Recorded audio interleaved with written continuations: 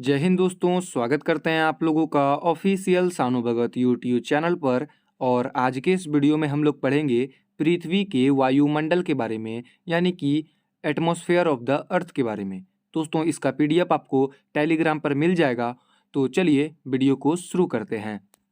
दोस्तों, पृथ्वी का वायुमंडल किसी भी ग्रह के चारों ओर गैसों के आवरण को वायुमंडल कहते हैं। उसी तरह पृथ्वी को जिस गैसीय आवरण से ढक रखा है उसे हम लोग पृथ्वी का वायुमंडल कहते हैं। यानी कि दोस्तों, कोई भी ग्रह के चारों ओर जो गैसीय आवरण है उसे हम लोग वायुमंडल कहते हैं। ठीक उसी तरह पृथ्वी के चारों ओर जो गैसीय आवरण है उसे हम लोग पृथ्वी का वायुमंडल कहते हैं। और इसी वायुमंडल के कारण पृथ्वी पर जीवन संभव है। दोस्तों, वायुमंडल की ऊपरी परत के अध्ययन को हम लोग वायु विज्ञान के नाम से जानते हैं, जिसे हम लोग इंग्लिश में एरोलॉजी कहते हैं। और निचली परत के अध्ययन को हम लोग ऋतु विज्ञान यानी कि मेटेरोलॉजी कहते हैं। दोस्तों, वायुमंडल में पाई जाने वाली कुछ महत्वपूर्ण गैसें, जिसमें सबसे पहले नंबर पे आता है नाइट्रोजन, जिसकी मात्रा 78.8% है। उसके बाद आता है ऑक्सीजन, जिसकी मात्रा 20.95% है।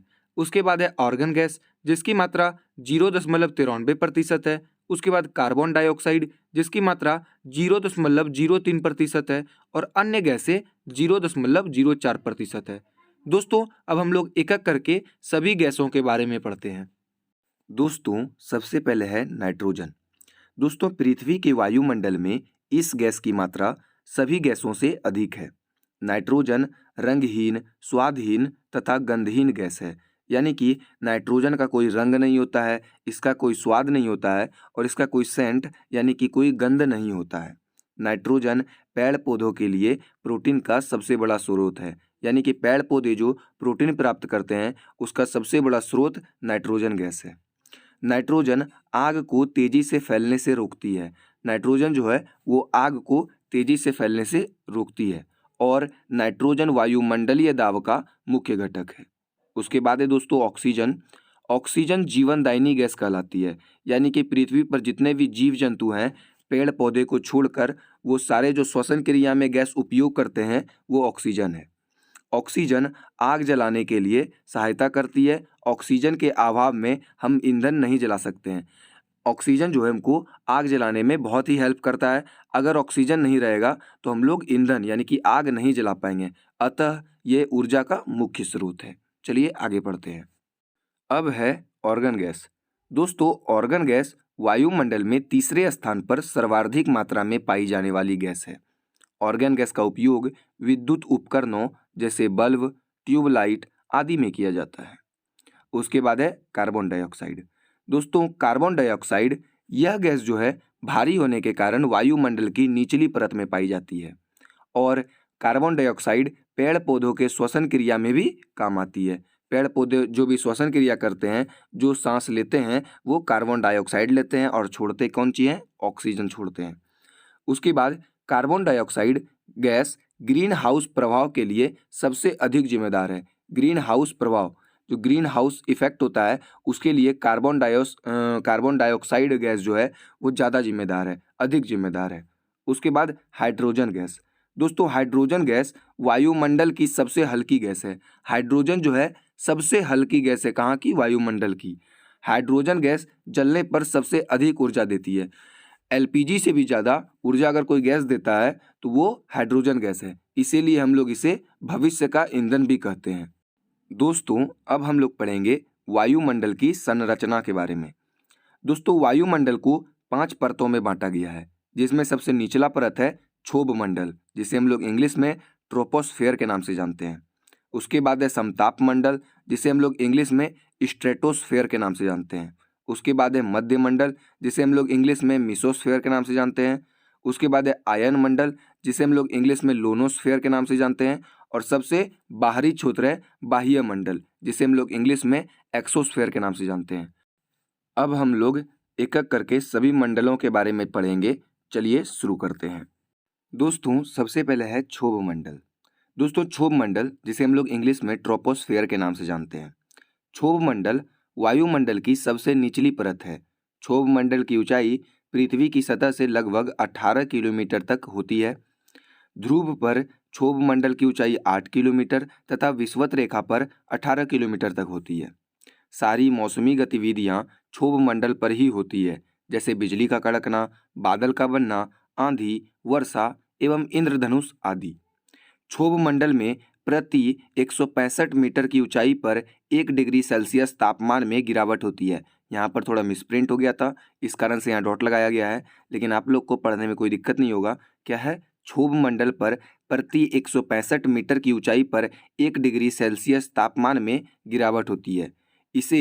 इस मंडल को संवहन मंडल भी कहा जाता है। तो अगर आप लोग को एग्जाम में पूछ लिया जाए कि क्षोभ मंडल का दूसरा नाम क्या है, तो हम लोग क्या लिखेंगे? संवहन मंडल। ठीक है, चलिए अगले मंडल को पढ़ते हैं। दोस्तों, अब है समताप मंडल, जिसे हम लोग इंग्लिश में स्ट्रेटोस्फेयर के नाम से जानते हैं। समताप मंडल का तापमान लगभग समान रहता है। समताप मंडल की धरती से ऊंचाई लगभग 18 से 50 किलोमीटर तक होती है। समताप मंडल में कोई भी मौसमी घटना नहीं होती, जैसे वर्षा होना, बिजली का कड़कना, आंधी तूफान, इंद्रधनुष बनना, ऐसी कोई भी मौसमी घटना समताप मंडल पर नहीं होती है।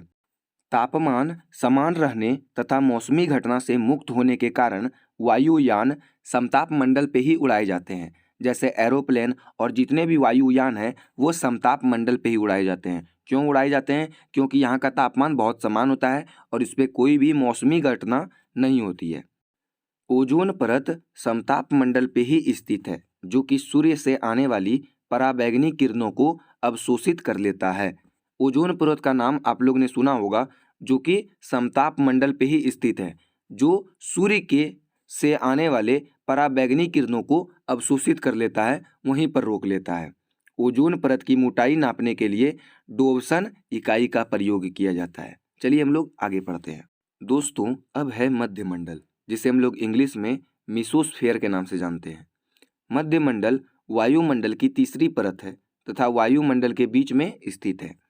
इसका विस्तार 50 से 80 किलोमीटर तक है, यानी कि इसका विस्तार जो है वो पृथ्वी की सतह से 50 से 80 किलोमीटर तक है।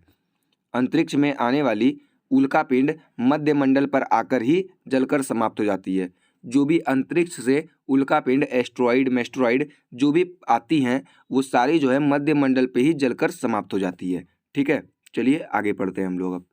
दोस्तों, अब है आयन मंडल।